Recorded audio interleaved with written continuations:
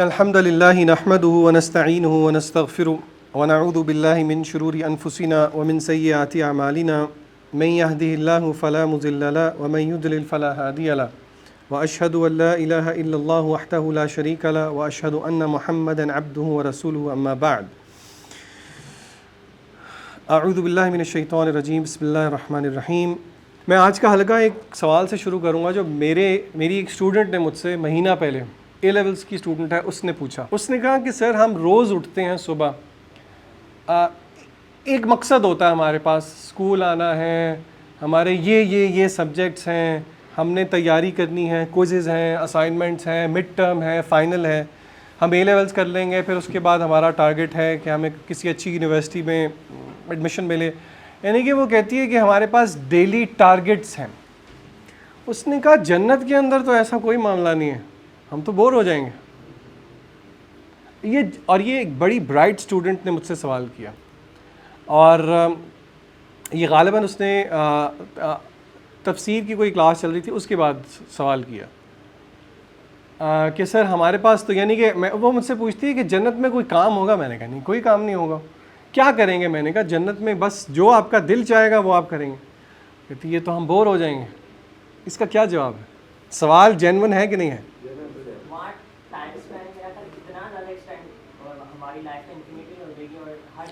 وہ تو بلکہ اس کے سوال کو زیادہ وہ ریٹریٹ کر رہی ہے کہ اگر ٹائم انفینٹی تو پھر تو ہم بور ہو جائیں گے۔ جی سر بوریت بھی تو اللہ تعالیٰ کی کریشن ہے نا، کہ انسان ایک کام کر کر کے اکتا جاتا ہے۔ ٹھیک ہے، وہاں پہ اکتاہٹ نہیں ہوگی نا، یہ بات عام کیا ہوگی؟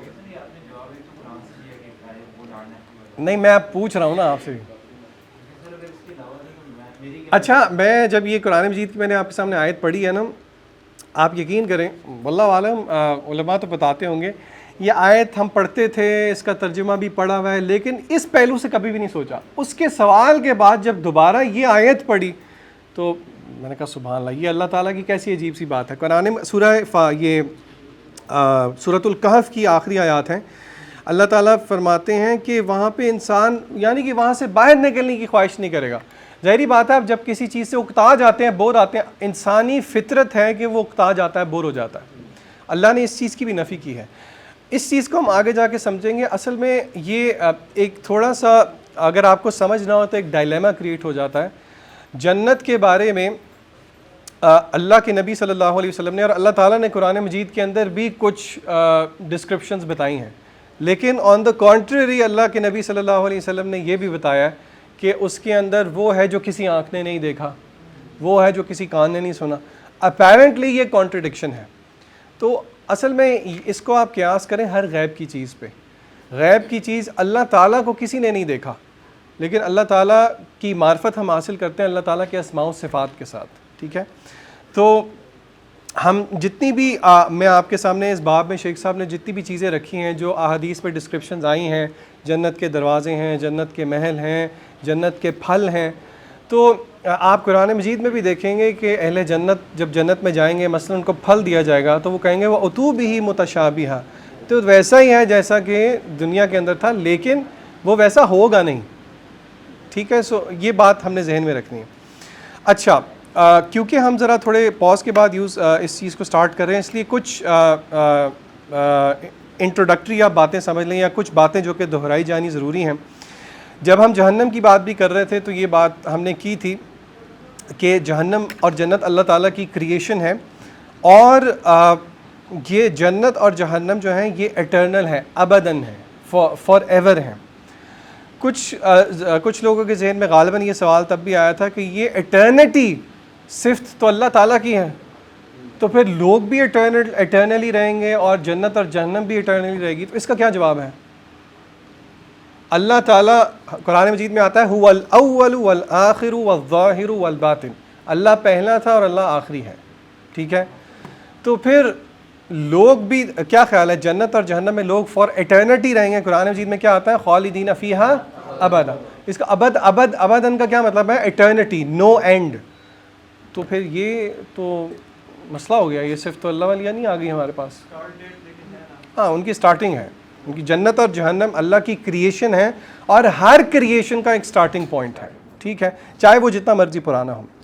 تو جس طرح جہنم کے بارے میں ہم نے پڑھا تھا کہ وہ اللہ تعالیٰ کی مخلوق ہے, وہ ایگزسٹ کرتی ہے اور وہ ہمیشہ ہمیشہ رہے گی, بالکل اسی طرح شیخ صاحب نے بھی باب باندھا ہے, آلدو انہوں نے اس جنت کا یہ چیپٹر 2 باندھا ہے, لیکن تمہیدی بات میں نے کہا میں آپ کو بتا دوں کہ جنت کے بارے میں وہ قرآن مجید سے دلائل دے کے آئے ہیں کہ وہ ہمیشہ ہمیشہ رہے گی, نمبر 1. نمبر 2, جنت کے بارے میں تذکرہ کرنا کیوں ضروری ہے؟ 2008 کی بات ہے, 2009 کی بات ہے, گلبرگ کی ایک مسجد ہے, جب ہمارے پاس وائی سی میں آفس وغیرہ نہیں ہوتا تھا تو ہمارا جو بھی ہماری گیدرنگ ہوتی تھی, دیوان خاص کی مسجد ہے گدافی اسٹیڈیم, اگر آپ نے دیکھی ہو, بہت بڑی مسجد ہے. وہاں پہ وہ ان کے جو اونر تھے, اللہ ان کو جزائے خیر دے, انہوں نے ہمیں کچھ جگہ دی ہوئی تھی. وہاں پہ ہم بیٹھ کے اسی طرح سنڈے کے سنڈے ناشتہ ہوتا تھا اور اسی طرح ایک آدھا حلقہ ہوتا تھا. وہاں پہ کچھ بھائی آنا شروع ہوئے اور وہ ہمیشہ جو بات کرتے تھے وہ کہتے تھے کہ ہمارے پاس سب پرابلمز کا, چاہے وہ فحاشی ہو, چاہے وہ لوگ نمازیں نہ پڑھ رہے ہوں, چاہے وہ لوگ دین کی طرف نہ ہوں, ہمارے پاس ایک سلوشن ہے, گارنٹیڈ سلوشن. اور وہ تھوڑا مڈل ایجڈ بھائی تھے, ہمیں بڑی خوشی ہوئی, اور کیا چاہیے. اچھا, ان کے پاس سلوشن کیا تھا؟ وہ کہتے تھے کہ آپ لوگوں کو اتنا ڈرائیں, ان کو آپ جہنم کے کیڑوں کا بتائیں, قبر کے عذاب کا بتائیں, بس وہ ڈرانے کی بات کرتے تھے. ہم کہتے تھے اچھا اور نہیں, بس آپ جب ان کو وہ کہتے تھے آپ اسٹریٹ دعویٰ کریں, پروجیکٹرز لگائیں لبرٹی کے بیچ میں, اور آپ جو ہے نا صرف قرآن مجید سے صرف جہنم کی آیات کو اللہ کے سامنے رکھ دیں. کیا وہ ٹھیک کہہ رہے تھے یا ان کی بات میں کوئی مسئلہ تھا؟ قرآن جہنم کا انکار ہی کر دیتے ہیں. ابھی بھی کئی بچوں کو دیکھا ہے جب وہ کسی کو زیادہ ڈراتے ہیں تو وہ انکار ہی کرتے ہیں. بالکل ٹھیک کہہ رہے ہیں. اور بتائیں کیا مسئلہ ہے؟ وہ قرآن مجید کی آیات کہہ رہے ہیں, اس میں کیا مسئلے والی بات؟ ڈپریشن میں چلا جاتا ہے.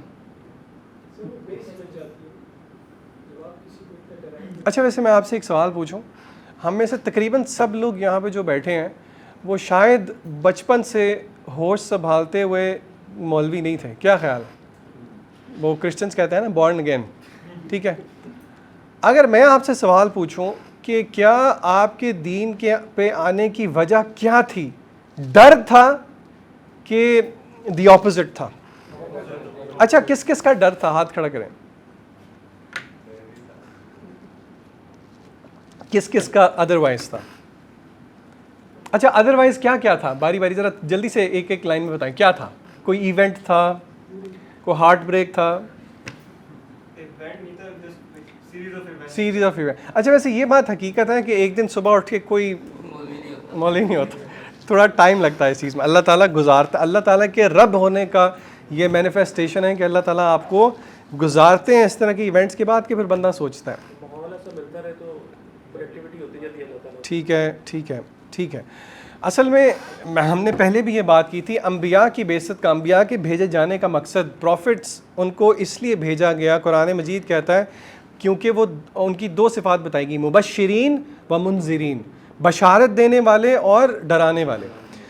تو علماء کہتے ہیں کہ یہ, اور یہ عقیدے کے باب میں انہوں نے بات باندھی ہے کہ دین کا صحیح فہم, صحیح انڈرسٹینڈنگ اسی چیز میں ہے کہ دعوت میں ان دونوں چیزوں کا بیلنس رکھا جائے. ٹھیک ہے, اب اس کو بالکل میتھمیٹیکل ہو کے نہیں لیتے, لیکن یہ ایک بڑی لاجیکل سی بات ہے کہ جہاں پہ بشارت ہو وہاں پہ انذار بھی ہو. یہ آپ کو فارمیٹ قرآن مجید کے اندر ملتا ہے. آپ نوٹ کریں, تقریباً جب بھی جہنم کی یا جنت کا ذکر آتا ہے تو دی اپوزٹ, یعنی کہ اگر اللہ تعالیٰ جہنم کی بات کریں ساتھ ہی ان الذین آمنوا وعملوا الصالحات لہم جنات الفردوس اور اس طرح کی آیات ہیں. یہ اللہ تعالیٰ نے, علماء کہتے ہیں یہ اللہ تعالیٰ نے ہمیں بیلنس سکھایا. تو یہ بیلنس جو ہے یہ دین کا مزاج ہے اور اس کو سمجھنا ضروری ہے. اسی لیے آپ دیکھیں شیخ صاحب نے یہ ایک والیوم خالی, وہ چاہتے تو وہ جہنم پہ بھی لکھ سکتے تھے, لیکن جہنم کے ساتھ انہوں نے جنت کا بھی ذکر کیا. ایک صحابی کے بارے میں آتا ہے غالباً عبداللہ ابن عباس یا عبداللہ ابن مسعود, ان کے وہ ایک اپنے علم کے حلقے میں بیٹھے ہوئے تھے, وہ خود حلقہ دے رہے تھے, اور ایک اہل کتاب جو ہے ان کے قرآن مجید کے درس میں بیٹھا ہوا تھا. یہ بات میرے ٹیچر نے مجھے بتائی تھی, میں نے کہیں پڑھی نہیں, میں انہی کو کوٹ کر رہا ہوں. وہ کہتے ہیں کہ ان کی تفسیر کی کلاس چل رہی تھی, غالباً عبداللہ ابن عباس یا عبداللہ ابن مسعود کی, اور سورۃ البقرہ میں جنت کی کچھ آیات آ رہی تھیں, وہ اس کی تشریح کر رہے تھے. تو ان کی تفسیر کی کلاس میں ایک اہل کتاب جو ہے وہ جب اٹھ کے گیا تو اس نے اسلام قبول کر لیا.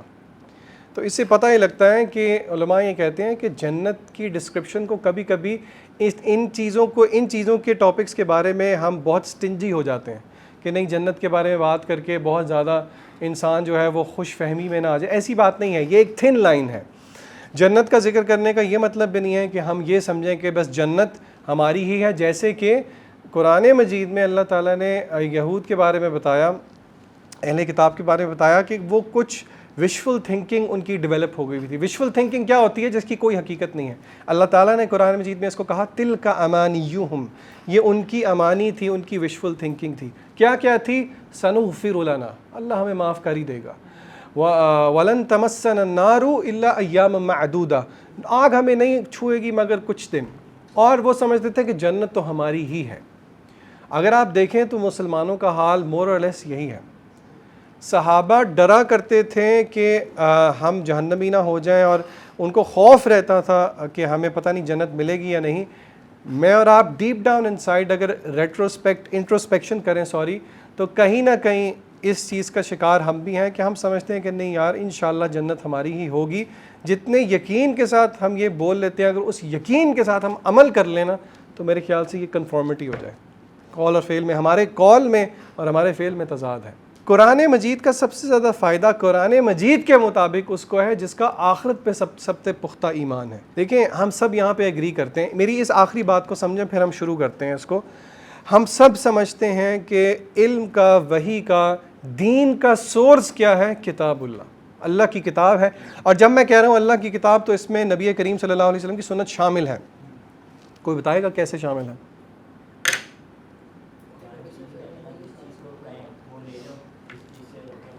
یعنی کہ قرآن مجید کے اندر سنت حدیث انڈرسٹوڈ سی بات ہے. اچھا, یہ بات اگر ہمیں سمجھ میں آ گئی تو پھر یہ حدیث ذہن میں رکھیں. آپ صلی اللہ علیہ وسلم نے فرمایا کہ قرآن مجید یا تو قیامت کے دن آپ کے لیے یا آپ کے اگینسٹ حجت ہوگا. دو ہی کیسز ہیں, یا تو آپ کے لیے حجت ہوگا یعنی کہ آپ کے فیور میں ہوگا یا آپ کے اگینسٹ میں ہوگا. فیور میں کیسے ہوگا؟ اگر اس پہ کیا کیا ہوگا؟ عمل کیا ہوگا. اگینسٹ ہوگا اس پہ عمل نہیں کیا گیا ہوگا. آپ سورہ فاتحہ پڑھتے ہیں, آپ اللہ سے پناہ کس چیز کی مانگتے ہیں؟ کہ ہمیں دو لوگوں جیسا نہ بنائیں. کن کن جیسا؟ غیر المغضوب علیہم ولا الضالین. غیر المغضوبی کون ہے؟ یہ یہود ہیں, جیوز ہیں. ولا الضالین کرسچنز ہیں. ان دونوں کے کیا مسئلے تھے؟ یہود کا کیا مسئلہ تھا؟ ان کے پاس علم تھا بٹ وہ عمل نہیں کرتے تھے. اس چیز کو سمجھنے کی کوشش کریں. ان کے پاس علم تھا, وہ عمل نہیں کرتے تھے. کیا آج ہمارے پاس علم ہے؟ کیا ہم عمل کرتے ہیں؟ یہ ایک سوالیہ نشان ہے. نصارہ کے ساتھ کیا مسئلہ تھا؟ ان کے پاس علم نہیں تھا, علم کے بغیر ہی عمل کرتے تھے. ہمارا دوسرا حال یہ ہے, اگر علم ہے تو عمل نہیں ہے, اور اللہ معاف کرے عمل اگر ہے تو علم کے بغیر ہے. یہاں تک کہ چھوٹی تو نہیں کہنا چاہیے, کریڈل سے عقیدے کے مسائل میں بھی اللہ پہلے کہتے ہیں. دین کا سب سے بڑا عقیدے کا مسئلہ کیا ہے؟ لا الہ الا اللہ. کسی کو کوئی شک ہے؟ آپ کو پتہ ہے قرآن مجید میں اللہ تعالیٰ کہتے ہیں فَاعْلَمْ أَنَّهُ لَا إِلَهَ إِلَّا هُوَ, علم حاصل کرو کہ لا الہ الا اللہ. علماء نے دلیل پکڑی ہے اس چیز سے کہ کلمے کا بھی علم حاصل کرنا اس پر عمل کرنے کا پری ریکوزٹ ہے. تو قرآن مجید سے فائدہ وہی اٹھا سکتا ہے جس کا آخرت پہ یقین ہو. ہمارا یہ پڑھنے کا مقصد ہی یہ ہے, اس کو پڑھ کے ہمارا آخرت پہ یقین پختہ ہو تاکہ میں اور آپ عمل پر آمادہ ہوں. میں ایک قرآن مجید کی ایک جگہ سے اس چیز کو آپ کے سامنے رکھ کے پھر ہم آگے چلتے ہیں. یہ جو میں نے آپ سے بات کی کہ قرآن مجید سے فائدہ وہی اٹھا سکے گا جو کہ آخرت پر پختہ یقین رکھتا ہے, یہ قرآن مجید میں کہاں پہ آتا ہے؟ یہ ایکسپلیسٹلی قرآن مجید پہ کہیں نہیں ہے. لیکن اگر آپ غور و فکر کریں تو اللہ تعالیٰ نے جب بھی قرآن مجید کی بات کی ہے, کتاب کی بات کی ہے, اس کو ہمیشہ یا اللہ ماشاء اللہ نے جوڑا ہے آخرت کے ساتھ. شروع والا اگزامپل لے لیں, سورہ بقرہ کی شروع والی آیات کیا ہیں؟ اعوذ باللہ من الشیطان الرجیم, بسم اللہ الرحمن الرحیم, الف لام میم ذالک الکتاب. الکتاب کی بات, الکتاب کیا ہے؟ قرآن مجید. کیا آیت ہے جی؟ ذالک الکتاب ھدی للمتقین. آگے اللہ نے صفات کتنی بتائیں؟ الذین بالغیب ویقیمون الصلاۃ پھر یؤمنون بما انزل الیک وما انزل من قبلک، آخری صفت کیا ہے؟ جو آخرت پہ ایمان نہیں ہے یقین رکھتے ہیں. تو کتاب کا ذکر آخرت کے ساتھ اللہ تعالیٰ نے جوڑ دیا. نمبر 2 سورہ جمعہ کی اگر آپ آیت دیکھیں، اور یہاں پہ اللہ تعالیٰ نے بہت اچھے طریقے سے سمجھایا ہے، اور تھوڑا جیسے ہم اپنے ایجوکیشن کے ٹرمز میں کہتے ہیں تھوڑا ڈیٹرنٹ دیا ہے. ڈیٹرنٹ سمجھتے ہیں؟ ڈانٹ کھائی کبھی؟ ڈانٹ کھائی؟ امی کا تھپڑ کس کس نے کھایا؟ ہاتھ کھڑا کریں. وہ کون سا اینجل ہے جس نے نہیں کھایا؟ اچھا چلیں، آپ سے ہم بعد میں ملیں گے انشاءاللہ.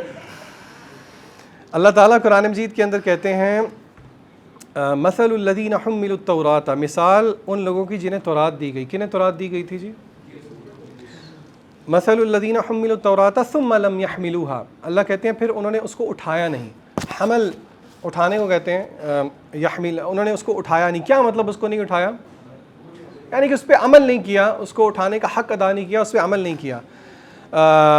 مثل الذین حملوا التوراۃ ثم لم يحملوها كمثل الحمار يحمل اسفارا، اللہ کہتے ہیں کہ ان کی مثال گدھوں جیسی ہے، گدھے جیسی ہے. يحمل اسفارا، جس پہ کتابوں کا بوجھ لاد دیا گیا. اور آپ کو پتہ ہے گدھے کے اوپر جب کتابوں کا بوجھ لاد دیا گیا ہو تو اس کو نہیں پتہ کہ کتابوں کے اندر کیا ہے. اللہ تعالیٰ کہتے ہیں بئس مثل الذین کذبوا بآیات اللہ، یعنی کہ بہت بری مثال ہے ان لوگوں کی جنہوں نے اللہ کی آیات کو جھٹلایا. اچھا اب یہاں پہ دیکھیں اللہ نے کتاب کا ذکر کیا. دیکھیں جب بھی اہل کتاب کا یہود کا ذکر ہو رہا ہے تو وہ محض کس کے لیے ذکر ہو رہا ہے؟ میرے اور آپ کے لیے شیشہ ہے، ٹھیک ہے، وہ محض for the sake of narration نہیں ہے. آگے اللہ تعالیٰ فرماتے ہیں قل یا ایھا الذین ہادوا، ہادو کس کے لیے استعمال ہوا ہے؟ یہود کے لیے. ان زعمتم، اگر تمہیں زعم ہو گیا ہے، گمان ہو گیا ہے، انکم اولیاء اللہ، کہ تم اللہ کے دوست ہو. رک جائیں اور شیشے کی طرح ریفلیکشن کریں. کیا مسلمانوں کو بھی یہ گمان ہے کہ ہم تو اللہ تعالیٰ کا، ہم تو دا چوزن پیپل؟ ٹھیک ہے. تو اللہ تعالیٰ کہتے ہیں ٹھیک ہے. یہاں پہ ایک آپ سمجھیں کہ یہ آیت میرے اور آپ کے لیے ایک آج تک کے لیے ایک سٹینڈنگ ٹیسٹ ہے. ٹیسٹ کیا ہے؟ اللہ کہتے ہیں ٹھیک ہے، اگر تمہیں یہ کلیم ہے یا تمہیں یہ لگتا ہے یا تمہیں یہ مسکنسیپشن ہو گیا ہے کہ تم اللہ کے اولیاء ہو، اللہ کے دوست ہو، اچھا چلو پھر ایک کام کرو. کیا کرو؟ فَتَمَنَّوُا الْمَوْتَ إِن كُنتُمْ صَادِقِينَ، موت کی تمنا کرو اگر تم سچے ہو. اب یہاں پہ میں اور آپ رک کے اپنے آپ سے کویسچن کریں، کیا اگر مجھے اور آپ کو آپشن دی جائے کہ ابھی موت آ جائے تو کیا ہم ریڈی ہیں؟ اس کا جواب اللہ نے آگے خود دے دیا. اللہ کہتے ہیں وَلَا يَتَمَنَّوْنَهُ أَبَدًا، یہ کبھی بھی موت کی تمنا نہیں کریں گے. کیوں؟ بِمَا قَدَّمَتْ أَيْدِيهِمْ، بیکاز آف واٹ، جو کہ ان کے ہاتھوں نے کمائی کی ہے، جو برے اعمال کیے ہیں. وَاللَّهُ عَلِيمٌ بِالظَّالِمِينَ، اللہ خوب جانتے ہیں ظلم کرنے والوں کو. اور آگے اللہ تعالیٰ کہتے ہیں جو ہماری بات کو ثابت کرتا ہے، قُلْ إِنَّ الْمَوْتَ الَّذِي تَفِرُّونَ، کہہ دیجئے اے نبی صلی اللہ علیہ وسلم، بے شک اس موت سے جس سے تمہیں فرار ہے، بے شک فَإِنَّهُ مُلَاقِيكُمْ، تم اس سے ملاقات کرو گے. ثُمَّ تُرَدُّونَ إِلَىٰ عَالِمِ الْغَيْبِ وَالشَّهَادَةِ، اور تمہیں ایک ایسی ذات کے پاس لوٹایا جائے گا جو کہ غیب کی جاننے والی ہے. فَيُنَبِّئُكُمْ، پھر تمہیں ضرور خبر دی جائے گی اس کی جو کہ تم کیا کرتے تھے. اب آپ یہاں پہ دیکھیں یہود کو اللہ نے کتاب کے ساتھ ان کی کیا کیریکٹرسٹک جوڑی کی، انہوں نے اس پہ عمل نہیں کیا. اس کی وجہ کیا آگے جا کے بتائی، کیونکہ وہ موت سے کیا کرتے تھے؟ فرار اختیار کرتے تھے. اس کا مخالف مفہوم لیں. اگر میں اور آپ چاہتے ہیں کہ ہم کتاب پہ عمل کریں، موت کی تمنا مقصد نہیں ہے. مقصد یہ ہے کہ کیا اللہ سے ملاقات کا شوق، اور اللہ سے ملاقات کا شوق کب ہوگا؟ دیکھیں اس کو ایک ایگزامپل کے ساتھ سمجھیں. فرض کریں کہ اللہ کے لیے کوئی مثال نہیں ہے لیکن میں آپ کو مثال سمجھانے کے لیے بتا رہا ہوں.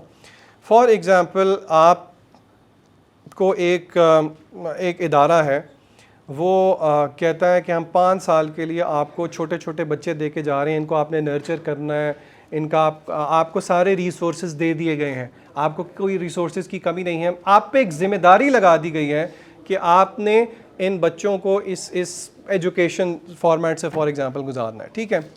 اب اگر 5 سال کے بعد اونر واپس آتے ہیں تو آپ کی 2 ہی سٹیٹس ہو سکتی ہیں.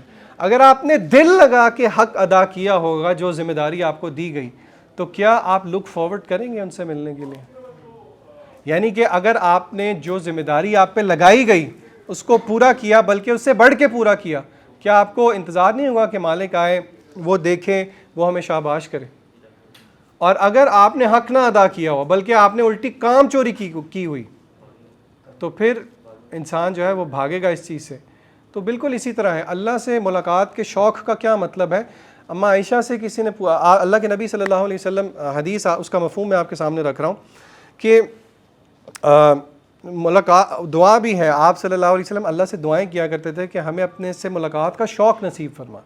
ملاقات کا شوق تب نصیب ہوگا جب میں اور آپ ذیل کے ساتھ عبادت کریں گے اور جو حق ہم پہ ہے اس کو پورا کریں, تو منہ لے کے جائیں کوئی اللہ کے سامنے دکھانے والا, بجائے کہ گناہوں سے لدے ہوئے اور بغیر توبہ کے اگر ہم اللہ کے سامنے چلے جائیں تو پھر جو ہے وہ حال برا ہے. اللہ تعالیٰ ہمیں سے محفوظ رکھے. تو بتانے کا مقصد سارا یہ ہے, یہ پڑھنے کا مقصد, پڑھنے پڑھانے کا مقصد, خاص طور پہ یہ آخرہ کی سیریز جو کہ ہم نے موت کے فرشتے سے شروع کیا اور اب ہم تقریباً جنت تک پہنچ گئے ہیں الحمدللہ. اس کا مقصد ہی یہ ہے کہ آخرت کو انٹرنلائز کیا جائے اور یہ بات یاد رکھی جائے کہ موت کا کوئی پتہ نہیں. کتنے لوگ ہیں اللہ کی طرف سے ہوتا ہے. کل میں بیٹھا ہوا تھا, کسی کی فارورڈ پوسٹ آئی, میری عمر کا ایک لڑکا تھا, بالکل ٹھیک تھا, رات کو کوئی سر درد بیچارے کو چڑھی, ہاسپٹل گیا, پتہ لگا برین ٹیومر ہے, اللہ نے صرف کچھ گھنٹے دیا, ہاسپٹل میں ہی ڈیتھ ہو گئی. زندگی کا کچھ پتہ نہیں ہوتا. یہ صرف ہماری اپنی سوچ ہے کہ ابھی ہماری یہ عمر ہے, ابھی ہم نے اتنی ایجوکیشن پوری کرنی ہے, ابھی ہماری فیملی ہے. نہیں, ایسی بات نہیں ہے. اس لیے ہر وقت تیاری رکھیں, اور تسلی دل کی تبھی ہے جب تیاری رکھی ہوگی اللہ تعالیٰ سے ملاقات کے ساتھ.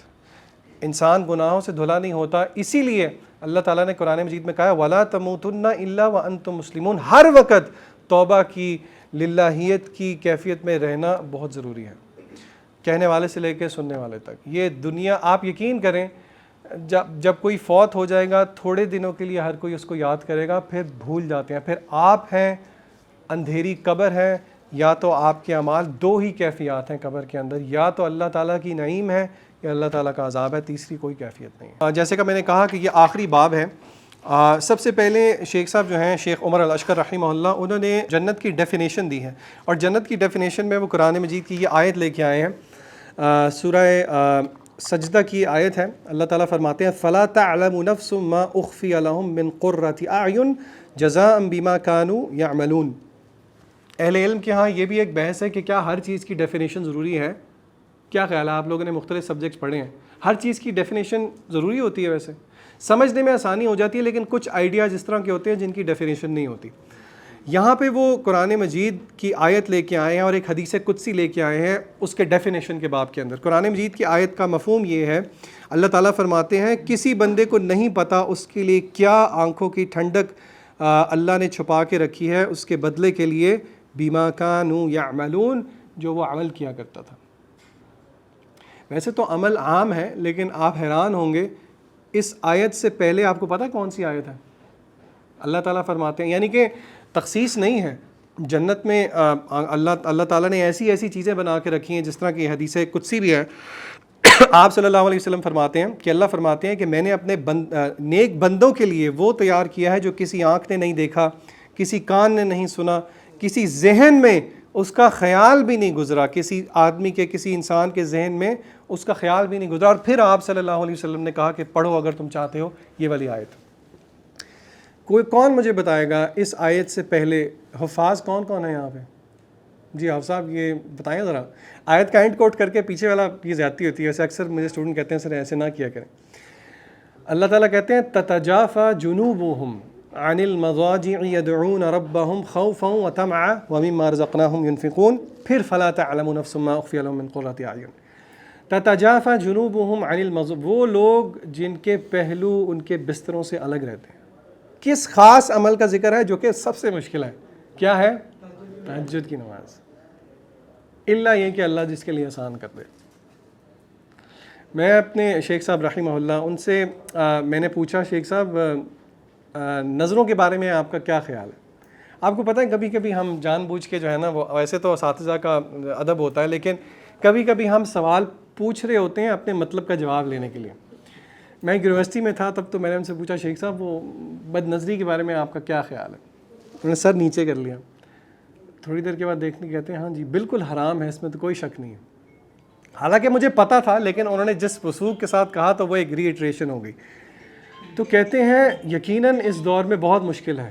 جب انہوں نے یہ کہا نا یقیناً اس دور میں بہت مشکل ہے تو میری ذرا تھوڑی تسلی ہو گئی. لیکن ساتھ ہی انہوں نے یہ کہا الا یہ کہ اللہ جس کے لیے آسان کر دے. اس سے پتہ لگتا ہے, اور اگین یہ وہ والی بات ہے, کوئی اس کو دیکھ کے یہ کہہ سکتا ہے کہ جی اللہ نے تو میرے لیے آسان ہی نہیں کیا, تو پھر میں کوئی یہ سوچ سکتا ہے کہ نہیں اگر اللہ جس کے لیے آسان کر دے تو میں خود اللہ سے دعا کروں, کوشش کروں کہ اللہ تعالیٰ آپ میری نظروں کی حفاظت کریں.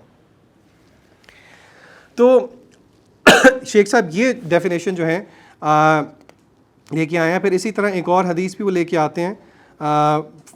امام نووی نے اپنی کامنٹری میں فتح الباری میں اس حدیث کو لے کے آئے ہیں. اللہ کے نبی صلی اللہ علیہ وسلم نے کہا کہ ایک وپ جس کو ہم ہنٹر کہتے ہیں یا چھڑی کہہ لیں آپ صلی اللہ علیہ وسلم کہتے ہیں کہ جنت کے اندر ایک چھڑی جتنی جگہ لیتی ہے وہ جگہ بہتر ہے دنیا سے اور ما فیہا جو بھی دنیا کے اندر ہے. اور ایک اور صحیح بخاری کی روایت ہے کہ جنت کی حور کا سر کور کرنے والا دوپٹہ یا چادر جو بھی ہے وہ دنیا اور ما فیہا میں سے بہتر ہے. او کما قال النبی صلی اللہ علیہ وسلم. اس سے یہ پتہ لگتا ہے کہ جنت کی حور بھی سر کور کرتی ہے. اور پھر شیخ صاحب جو ہیں وہ والی بات لے کے آئے جو ہم نے کافی دفعہ کر دی. انہوں نے کہا کہ اصل کامیابی اللہ نے کہا ہی اسی چیز کو ہے فمن زحزح عن النار وادخل الجنہ فقد فاز, کہ جو آگ سے بچا لیا گیا اور جنت میں داخل کر دیا گیا وہ کون ہے, وہ کامیاب ہے. پھر اگلا چیپٹر جس سے وہ شروع کر رہے ہیں وہ ہے جی جنت میں داخلے کا. اور جنت میں داخلے کے بعد میں آپ کو پہلے چیپٹرز کے نام بتا دیتا ہوں تاکہ ایک ترتیب بھی آپ کے ذہن میں رہے. سب سے پہلا جو چیپٹر تھا, جو چیپٹر 2 میں نے آپ کو پہلے بتا دیا, وہ جو اس کے بارے میں عقیدے کی بحث تھی کہ یہ جنت ہمیشہ ہمیشہ کی رہے گی, یہ چیپٹر 2 تھا. پھر انٹروڈکشن میں ہم نے ڈیفینیشن اس کی دیکھ لی, اور پھر اب چیپٹر 1 میں آپ کے سامنے بتا رہا ہوں جنت میں داخلے کا.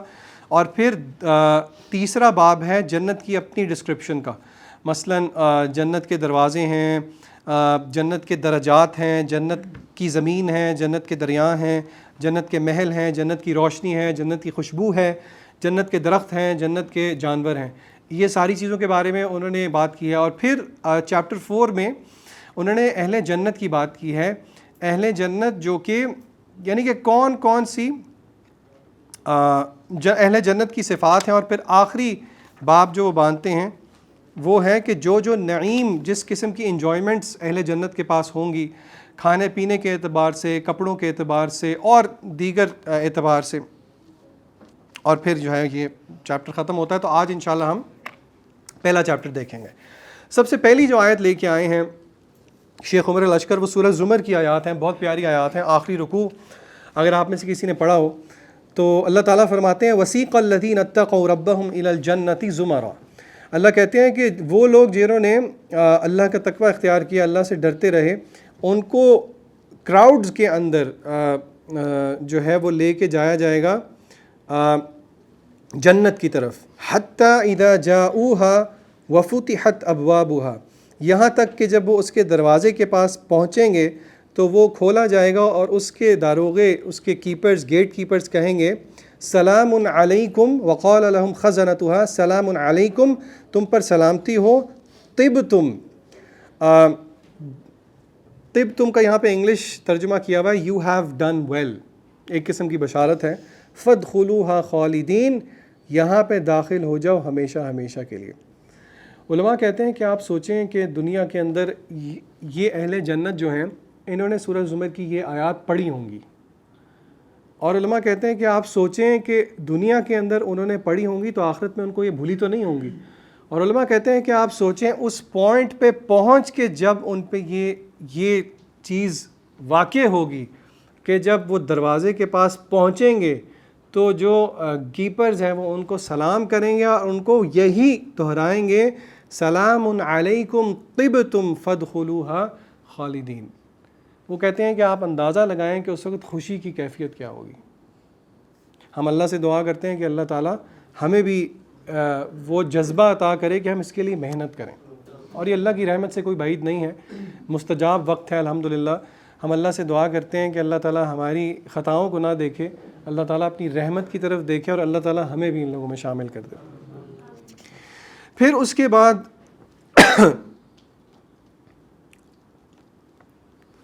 اگلی چیز جو شیخ صاحب بات کرتے ہیں وہ یہ ہے, سب ٹاپک ہے the believers will be purified before they enter paradise. آپس میں ایک دوسرے کے ساتھ بد مزاجی, لڑائیاں شڑائیاں ہو جاتی ہیں, کیا خیال ہے؟ ہو جاتی ہیں.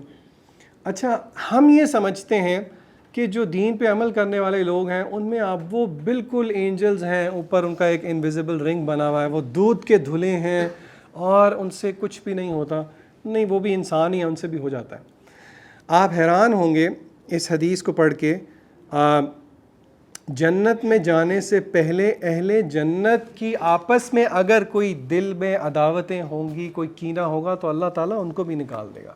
قرآن مجید میں آتا ہے وَنَزَعْنَا مَا فِي صُدُورِهِم مِّن غِلٍّ إِخْوَانًا. اللہ تعالیٰ اہل جنت کے دلوں کے اندر جو بھی کوئی غل ہوگا وہ نکال دے گا بھائی. اور اسی لیے جنت کے اندر کیا آتا ہے, لا تسمعون فیہا لغوا ولا کذابا الا قیلا سلاما سلاما. کوئی غلط بات نہیں ہوگی, کوئی لغو بات نہیں ہوگی, بس سلامتی ہی سلامتی ہوگی. یہ صحیح بخاری کی روایت ہے. ابو سعید الخدری رضی اللہ تعالیٰ عنہ اس کے راوی ہیں. وہ کہتے ہیں کہ نبی کریم صلی اللہ علیہ وسلم نے فرمایا کہ اہل ایمان کو جہنم کی آگ سے بچا لیا جائے گا, اور پھر ان کو جہنم اور جنت کے بیچ میں ایک برج پہ رکھا جائے گا. وہاں پہ ان کے آپس کے معاملات کو حل کیا جائے گا, اور اگر کسی کے, میں آپ کو پیرافریز کر رہا ہوں, کہ اگر کسی کے اگینسٹ کسی کے دل میں کوئی چیز ہوگی تو اس کو صاف کر دیا جائے گا, اور پھر ان کو جنت کے اندر داخل کیا جائے گا. اور آپ صلی اللہ علیہ وسلم کہتے ہیں مجھے قسم ہے اس ذات کی جس کے ہاتھ میں محمد صلی اللہ علیہ وسلم کی جان ہے, ان میں سے ہر کوئی جنت کے اندر اپنے گھروں کو, اپنے رہنے کی جگہ کو دنیا کی رہنے والی جگہ سے بہتر جانتا ہوگا. یعنی کہ ان کو معرفت ہوگی کہ ہماری جگہ کیا ہے. پھر اگلا سب topic the first people to enter paradise. ہاں جی, سب سے پہلے جنت کے اندر کون داخل ہوگا؟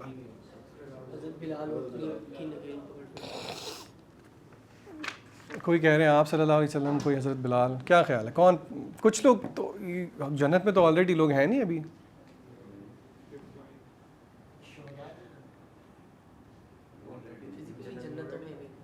فزیکلی نہیں ہے ابھی جنت.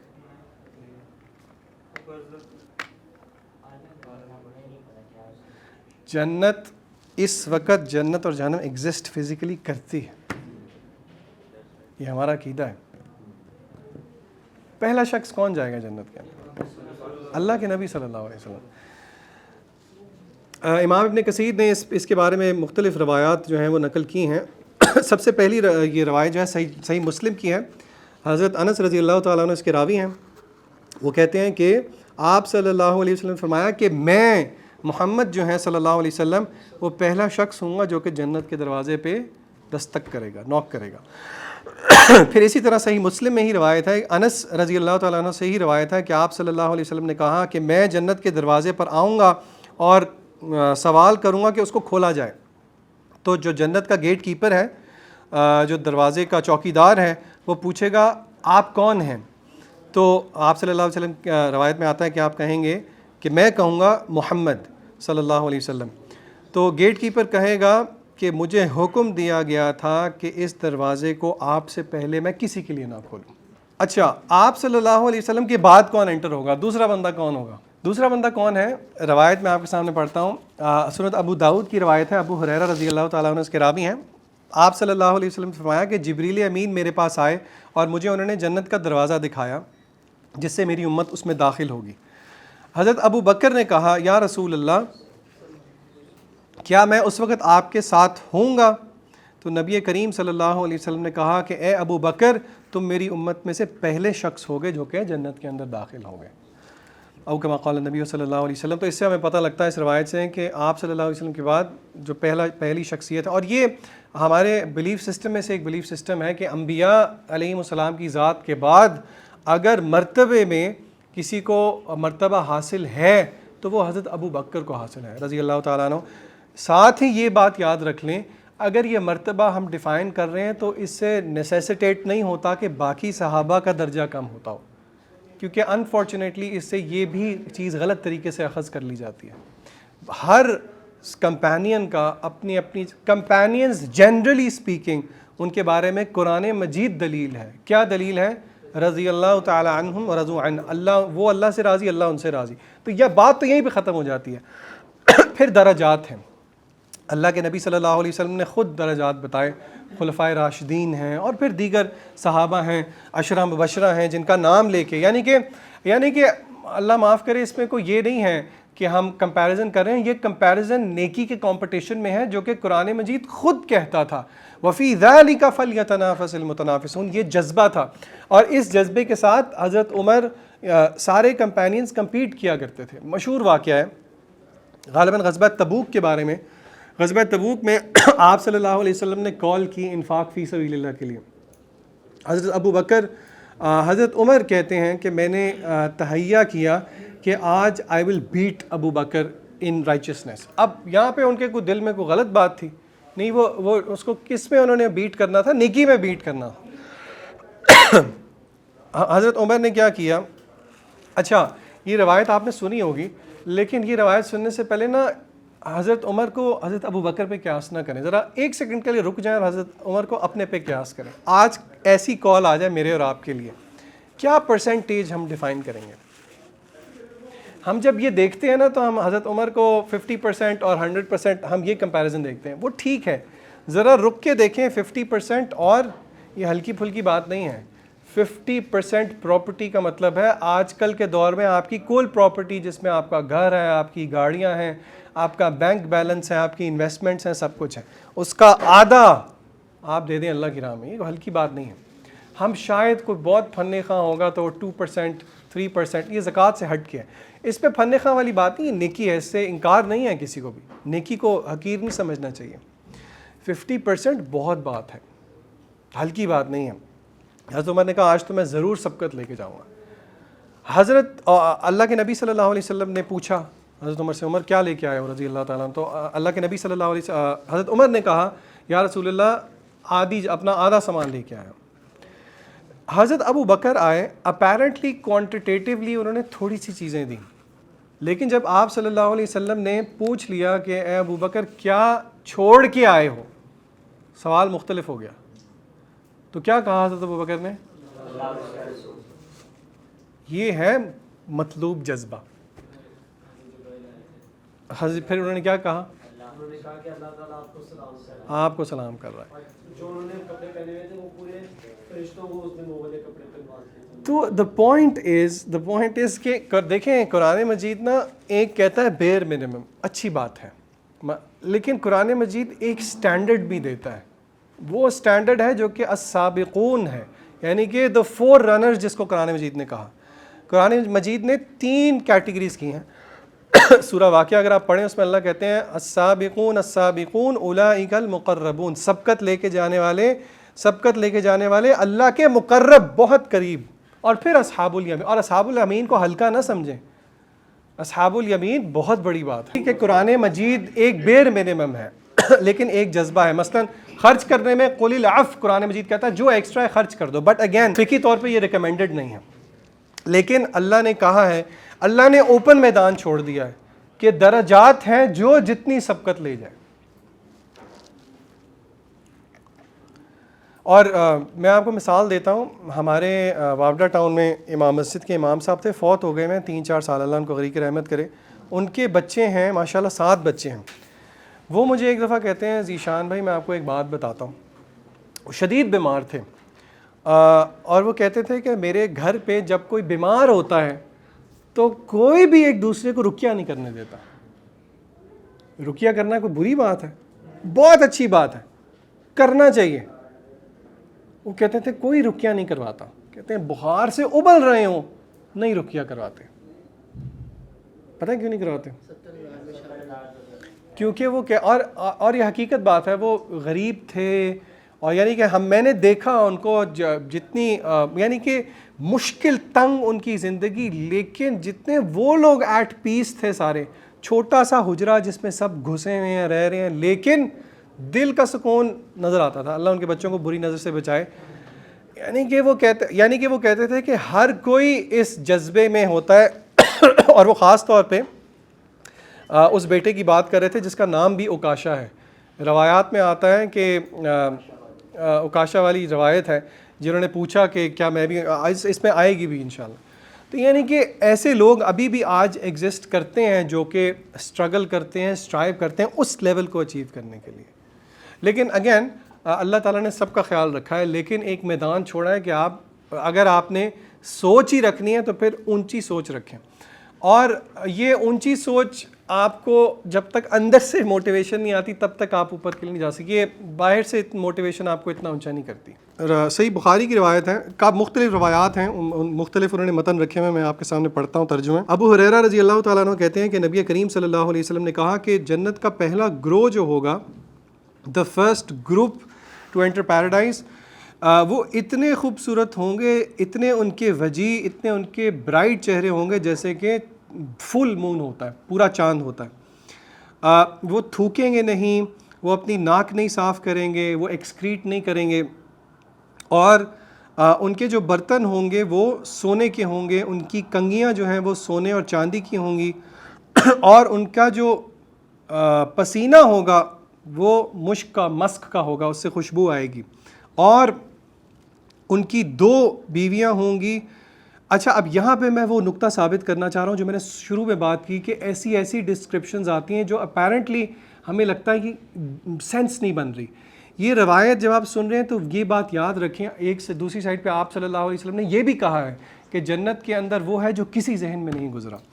یہاں پہ روایت میں آتا ہے ان کی 2 بیویاں ہوں گی جن کا میرو کس کو کہتے ہیں؟ Bone marrow, the marrow of whose leg bones will be visible through flesh۔ اب یہ اپیرنٹلی بڑی عجیب سی بات ہے کہ ان کی ہڈی کا اندر والا گودا ان کے گوشت میں سے نظر آ رہا ہوگا۔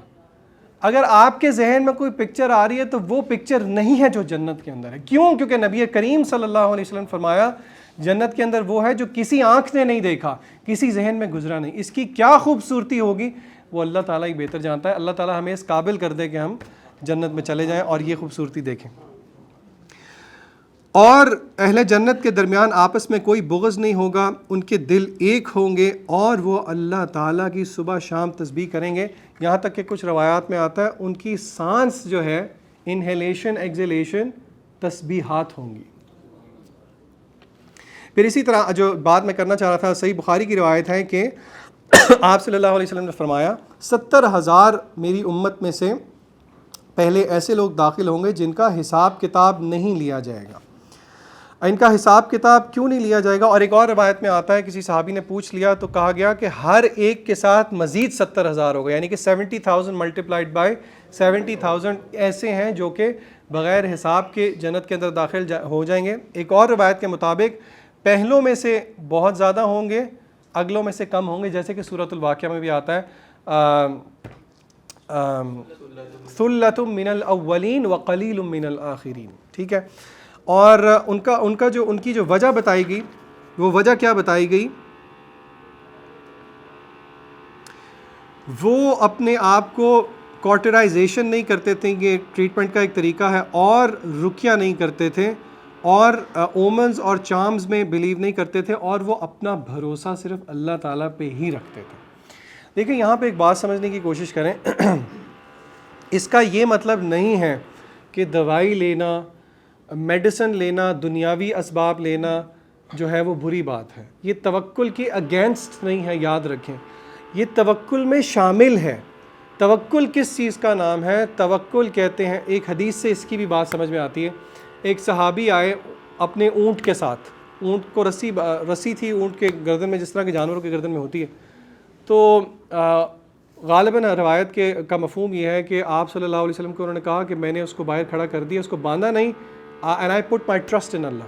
آپ صلی اللہ علیہ وسلم نے کہا کہ جاؤ اس کو باندھو، پھر اللہ پہ توکل کرو۔ تو علماء نے کہا تواکل یہ ہے، توکل نہیں تواکل یہ ہے کہ آپ اسباب اختیار نہ کریں اور آپ کہیں آئی پٹ مائی ٹرسٹ ان اللہ۔ اونٹ والی بات نہیں سمجھ میں آ رہی، چلے میں ایک اور ایگزامپل دیتا ہوں۔ جائیں ذرا کسی رش والے ایریا کے بیچ میں نا اپنی گاڑی کا دروازہ کھلا چھوڑ دیں، چابی بھی اوپر رکھ دیں، بولیں آئی ٹرسٹ اللہ، یا اپنا والیٹ رکھ دیں یا اپنی کوئی بھی قیمتی چیز رکھ دیں، یہ تو پھر عجیب سی بات ہے۔ تو اسباب اختیار کر کے پھر اللہ پہ بھروسہ کرنا، دوائی لینا عین سبب کے مطابق ہے۔ یہاں پہ جو بات ہو رہی ہے وہ نیکسٹ پرو میکس لیول ہے، یعنی کہ ایسا توکل کہ جس کی کیا ہی بات ہے۔ اللہ تعالیٰ سے دعا کرتے ہیں کہ اللہ تعالیٰ ہماری رمضان میں تھوڑی بہت کی گئی عبادات کو قبول کرے، جو ذیل اور جو جذبہ قرآن مجید کے اندر تھا ویسا اور اس سے زیادہ اللہ تعالیٰ ہمیں دے دے، اور نو ڈاؤٹ کہ گناہوں کی اور ارد گرد کے برے ماحول کی بہت اٹریکشن اپیرنٹلی ہوتی ہے، گناہوں کی لذت بھی بہت ہوتی ہے، لیکن یہ بات بھی یاد رکھ لیں کہ عبادت کی لذت بھی بہت ہے۔ آپ اللہ سے دعا کریں کہ اللہ تعالیٰ ہمیں وہ چاہت دیے رکھے کہ عبادات ہمارے لیے پر لذت رہیں اور گناہ ہمارے لیے ہمیں برے لگتے رہیں۔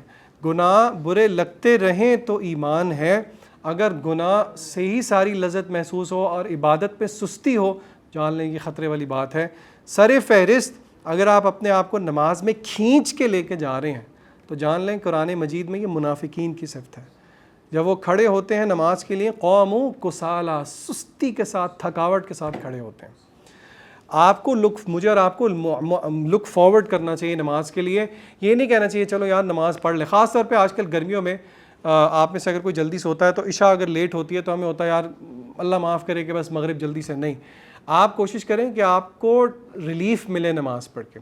اور اسی طرح جس طرح سورہ حجرات میں آتا ہے کہ وَكَرَّهَ إِلَيْكُمُ الْكُفْرَ وَالْفُسُوقَ وَالْعِصْيَانَ، کہ اللہ تعالیٰ کراہت پیدا کر دے۔ کراہت کس چیز کو کہتے ہیں؟ ہیٹ آپ کے دل میں پیدا ہو کفر کے لیے، برے کا فسق فجور کے لیے اور گناہوں کے کام کے لیے۔ اور وَزَيَّنَهُ فِي قُلُوبِكُمْ، ایمان والی باتیں، نیکی والی باتیں مجھے اور آپ کو صرف پسند نہ ہوں، وہ میرے اور آپ کے لیے بہت بیوٹیفائڈ ہوں۔ یہ ہے قرآن مجید جو سٹینڈرڈ دیتا ہے۔ اللہ تعالیٰ ہمیں حسن الخاتمہ عطا فرمائے، اللہ تعالیٰ ہمیں جہنم کی آگ سے بچا لے، اور اللہ تعالیٰ جس طرح ہم یہاں پہ آج جمع ہیں اللہ تعالیٰ ہمیں جنت کے اندر بھی جمع کر دے، اور یہ اللہ کی رحمت سے بعید نہیں۔ وآخر دعوانا ان الحمد للہ رب العالمین۔